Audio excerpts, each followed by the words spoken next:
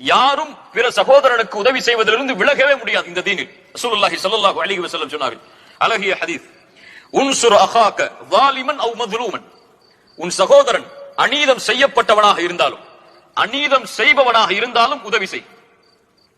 சஹாபாக்களுக்கு ஆச்சரியம், யா ரசூலல்லாஹ், அநீதம் செய்யப்பட்டவனுக்கு உதவி செய்யலாம், அவன் பலகீனமாக இருப்பான், அநீதம் செய்யப்பட்டிருப்பான், அவனுக்கு உதவி செய்யலாம், நீதியை வாங்கி கொடுக்கலாம். ஆனால் அநீதம் செய்பவனுக்கு எப்படி உதவி செய்வது? ரசூலுல்லாஹி ஸல்லல்லாஹு அலைஹி வஸல்லம் அவர்கள் சொன்னார்கள், தஅஹுது ஃபௌக யதை, அவன் அநீதம் செய்யாமல் அவனுடைய கரத்தை பிடிப்பது அவனுக்கு நீ செய்யக்கூடிய உதவி என்று சொன்னார்கள். அல்லாஹு அக்பர். என்ன ஒரு தீன் பாருங்கள். அநீதம் செய்பவர்களை விட்டு விடுங்கள், தண்டனையை மட்டும் அவர்களுக்கு கொடுங்கள் என்று இந்த தீன் சொல்லவில்லை. என்ன சொல்லுகிறது?